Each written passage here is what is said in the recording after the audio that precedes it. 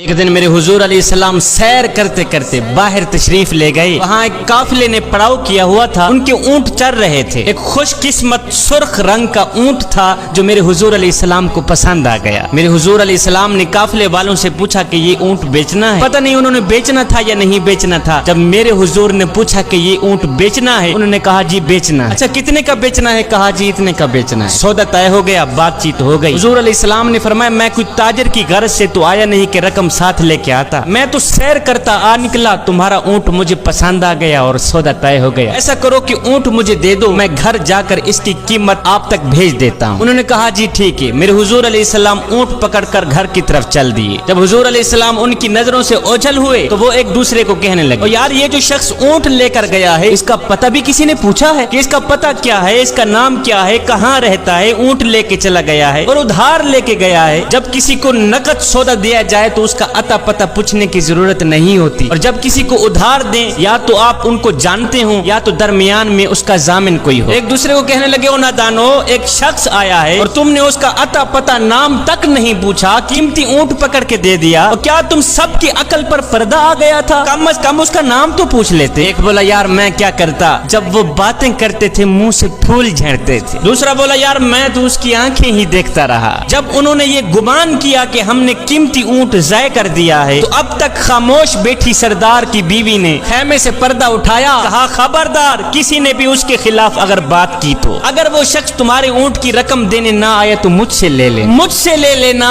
میں اس شخص کی ضامنہ ہوں. انہوں نے کہا اچھا تو اسے جانتی ہے؟ کہا نہیں میں بھی نہیں جانتی. کہا جب جانتی ہی نہیں پھر ضمانت کیسے دے دی؟ کہا جب تم سودا کر رہے تھے تو میں خیمے کے اندر سے دیکھ رہی تھی کہ جس کا چہرہ اتنا خوبصورت ہو وہ جھوٹ بولتا ہی نہیں, وہ دھوکہ دے ہی نہیں سکتا. ابھی تمہارے پیسے آنے والے ہیں. تھوڑی دیر گزری ہی تھی کہ میرے حضور علیہ السلام کے غلام آ گئے پیسے لے کے. کہنے لگے کون ہیں وہ لوگ جس سے ہمارے آقا نے اونٹ خریدا ہے؟ کہا جی ہم لوگ ہیں. صحابہ نے کہا یہ لو تمہارے اونٹ کی رقم, یہ لو تمہارے اونٹ کی قیمت.